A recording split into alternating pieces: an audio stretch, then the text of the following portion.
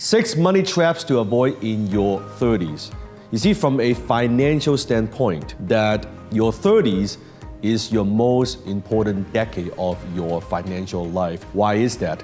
Now you are past the 20s, figure yourself out, because in your 20s, you're trying to find out, okay, what is the ideal career for you? Well, what should you focus on? What is your purpose? You just probably graduate from school. Now, what's next?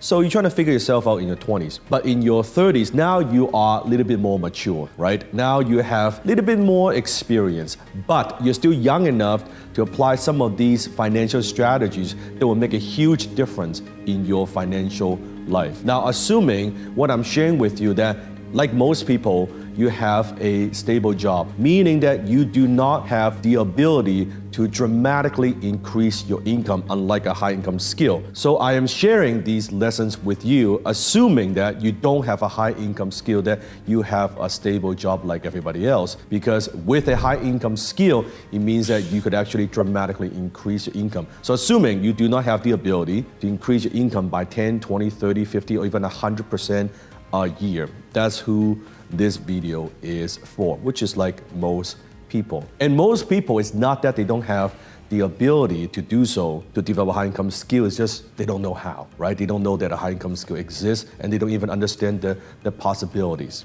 And if you could avoid some of these money traps in your 30s or even in your 40s, you would put yourself in a position of financial success and be able to provide a better future for your family. Money trap number 1.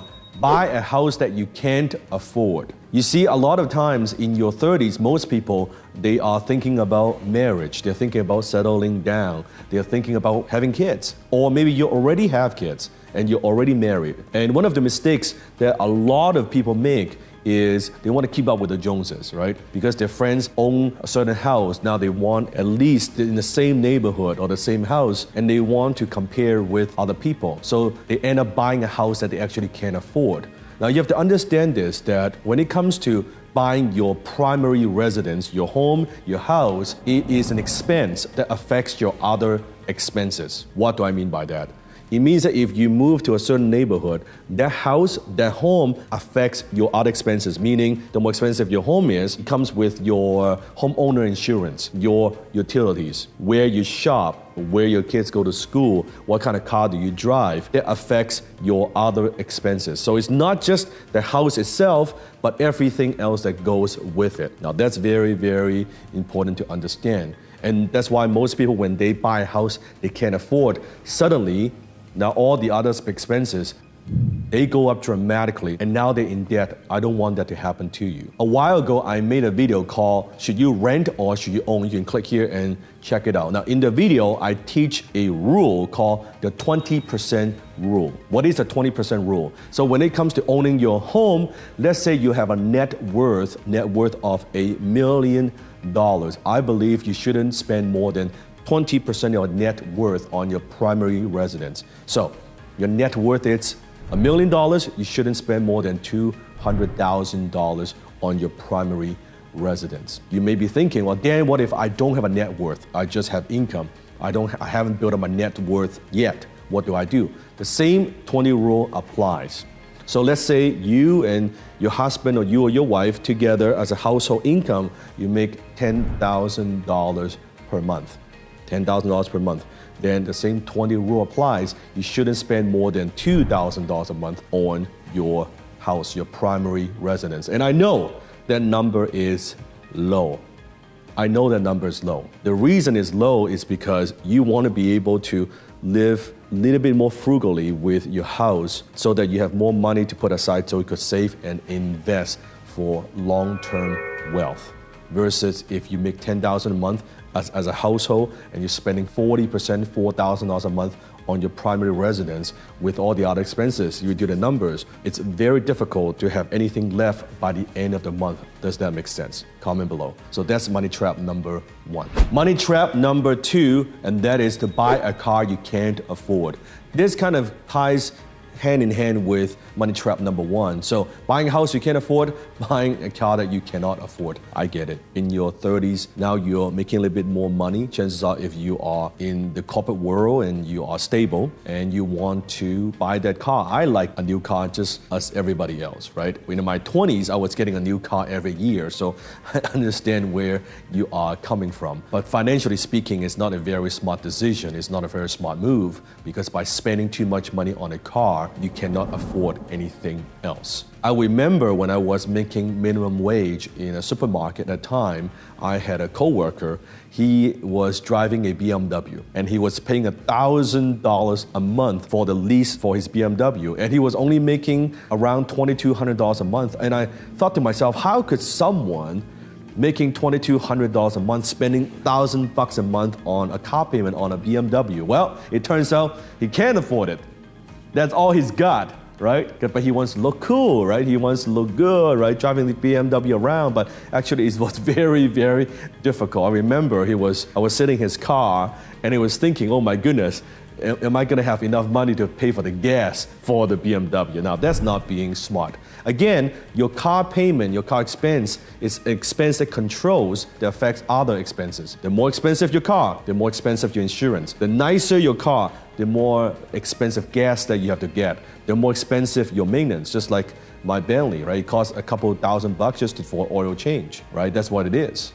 When you drive a luxury car or sports car, everything becomes more expensive. So that's money trap number two, buying a car that you can't afford. Money trap number three, not investing or not investing enough. Now in your 30s, you still think you have a lot of time, right? You still have 35 years before you even worry and think about retirement. Well, the truth is, yes, you have time, but you don't have a lot of time. And most people, they wait too long and they think, oh, I'll wait till I make more money, then I will invest.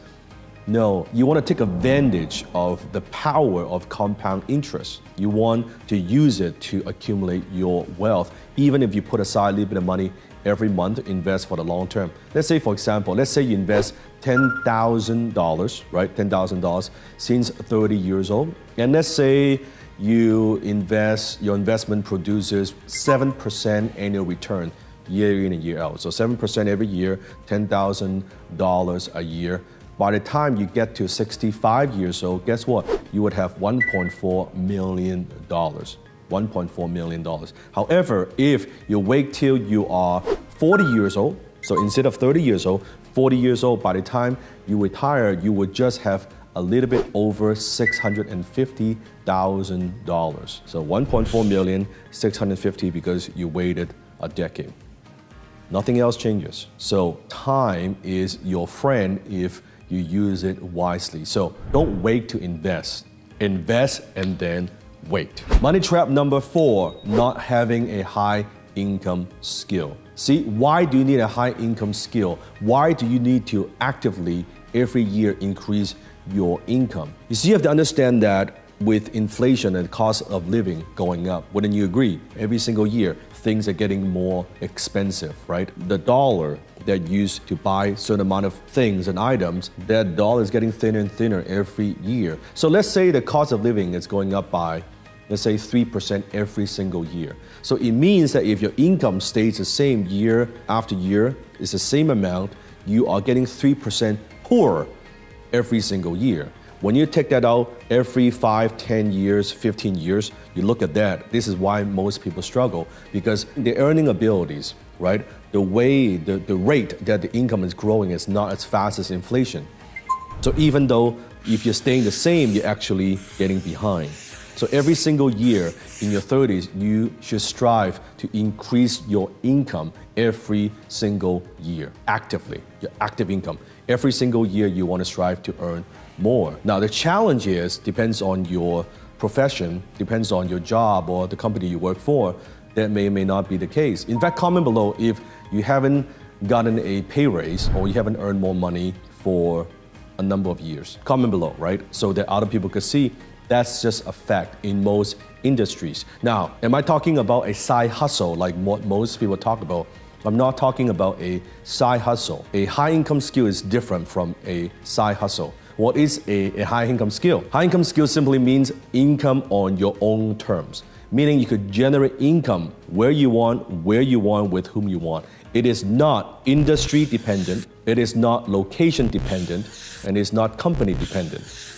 So it doesn't matter if you work for this company or this industry or that industry. With a high income skill, you could work in different industry. It is transferable. This is why it is not a job, it is a skill set that you offer to the marketplace in exchange of money. Now, what are some of those skill sets I'm talking about? Could be blogging, it could be YouTube, it could be closing, it could be digital marketing, it could be copywriting, it could be consulting. Whatever skills that you could offer from the comfort of your own home, that it's beyond than your current occupation, I define that as high income skill. Not having a high income skill puts you in a huge disadvantage. Why? Because now you're restricted, right? Your earning potential. There's a cap to how much you could earn. So if you want to develop your high income skill and you just want to find out more about it, click the link below. I'm going to teach you a couple of skill sets that I believe are extremely powerful that also has helped my students from all over the world to be able to earn more money in a meaningful way, right? Earn more money than they could ever imagine and be able to provide a better future for their family. So make sure you check it out. Check out my masterclass. Money trap number 5, not having financial goals. I am shocked how many people I talk to actually don't have financial goals. When I ask them, okay, so what are some of your financial goals in the next 12 months, 2 years, 3 years, 5 years from now? Most people is like, I don't know, I guess I want to be more successful. I said, do you want to be making more money? I said, yeah, I guess I want to be making more money, but it's not very clearly defined. So the first thing you want to do in your 30s is make sure that you have financial goals. So how much cash you want to save up in your bank account? How much savings do you want to have? What kind of investments do you want to own? How big of a portfolio you want to have? How much money you want to be earning on a monthly basis? Those should be clearly defined. See, the problem is this. Most people, we are taught to climb that ladder, right? Ladder of success. And they say, you know what, I'm going to go to school, I'm going to get a certificate, I'm going to get a diploma, I'm going to get a degree. And that's great. Nothing wrong with going back to school, right? For some, maybe they get a degree and then they go back, they want to get an MBA, a PhD, and that's fine, but most people do that because they are living up to other people's expectations. So the first degree didn't get the results that they want, didn't bring them the success that they want, but then they thought, well, I guess the logical thing is I go back and get a second one. Now, if that's what you want to do and that's your vocational goals, you want to be a doctor, lawyer, accountant, engineer, that's perfectly fine. But what I notice is people try to climb this ladder and they realize actually the ladder is leaning against the wrong wall. That by the time they get up to the ladder and they look down, it's like, this is not what I want. This is, how did I end up here? And now they need to climb down back the ladder, right? Climb down and then they got to find a different wall to lean against, and that wastes a lot of time. Versus if you're clear of, that's my goal. My financial goals is this and this and this, and you ask yourself, is this the right ladder and am I leaning against the right wall? Isn't that a smarter way of doing it? So having clarity of your financial goals, I think are extremely critical. You want to avoid that money trap of not having financial goals, because clarity is power. And what is power? Power is the ability to act. When your idea, when your vision is clear, the path is easy. It's only when it's vague and when you're not so sure what your goals are, then you're all over the place, right? Instead of being focused. So money trap number 5, not having financial goals. Money trap number 6, not being financially literate. Now it's interesting, in the school system, we are taught how to read, how to listen, how to write, right? How to be literate in the language of English, but we were never taught how to be financially literate.